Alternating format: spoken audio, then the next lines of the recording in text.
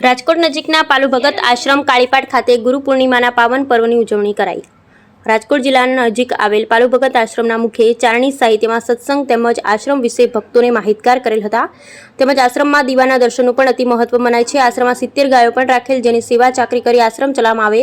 તેમજ આશ્રમની અંદર લાઇટ, પંખા કે ઇલેક્ટ્રિક લાઇટની સુવિધા ઉપલબ્ધ કરેલ નથી, જેથી આશ્રમમાં બાપુ ભૌતિક સુવિધા રાખવા માંગતા નથી તેવું સેવકગણ દ્વારા જણાવેલ હતું। અહીંયા આજે ગુરુ પૂર્ણિમા નિમિત્તે મોટી સંખ્યામાં ભાવિક ભક્તો ઉમટી પડ્યા। Bureau report Pankaj Tilavat, Sapar Veraval. પહેલા જાહેરમાં લાભની વસ્તુ શું તો કે સદગુણ ગ્રહણ, સજન મિલન, પઠન સહજ સદગ્રંથ, ભોગ તજન ઈશ્વર ભજન પ્રગટ લાભ કે પણ કોઈને આપણે સદગુણ ગ્રહણ કરવા, સજ્જનને મળવું, સારા શાસ્ત્રોનું પઠન પાઠન કરવું, મોજ શોખનો ગુલામ ન થવું, પુરુષાર્થમાં ધ્યાન દેવું, પરોપકારનો કાર્ય કરવું અને પરોપકારનો કાર્ય કરતા નથી કોઈને નડવું નહીં અને પરમાત્માનું ભજન કરવું। આટલી વસ્તુ જાહેરમાં લાભની છે। આ સ્થળની માહિતી વિશે એમ તો કરોડો અબજો વર્ષાને થયા છે એક અર્થમાં, પણ આજથી 60 વર્ષ પહેલાં અહીં કાળીપાટ ગામ હતું। આ આજી ડેમ તળાવને 60 વર્ષ થયા છે। એ તળાવ જ્યારે બંધાતું ત્યારે એને 10 ફૂટ ઊંચું કરવાના હતા। ઊંચું કરવાને કારણે આના ફરતા રસ્તા ડૂબે એમ હતા, એટલે ગામ અહીંથી ખાલી કરવામાં આવ્યું।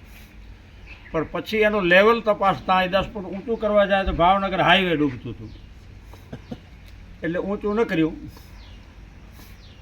અને ગામ ત્યાં જતું રહ્યું।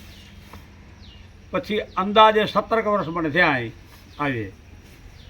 એ વખતે અહીં ગાડા બાવળ હતા, એ સૌ ગામની ભાવના, સ્નેહીઓની ભાવના, સજ્જનોની ભાવના, મિત્ર મંડળોની ભાવનાથી ચાલુ થયું। એમાં 150 વર્ષ પહેલાંના સાદા સીધા આશ્રમ જેવાનો રિવાજ છે।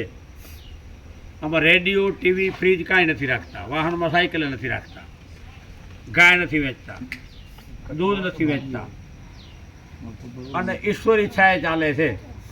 બીજું કોઈ પ્રેતન માગવા જવાનું કે ફાળો કરવા જવાનું કે એવી રીતે કોઈ જતું નથી, પણ ઈશ્વર ઈચ્છાએ અટકતું જરાય નથી અને વિષય ઈશ્વર કૃપાના સ્નેહીઓની ભાવનાથી લગભગ એકલું ક્યારે જમવાનું નથી પડતું, કોઈને કોઈ હોય છે।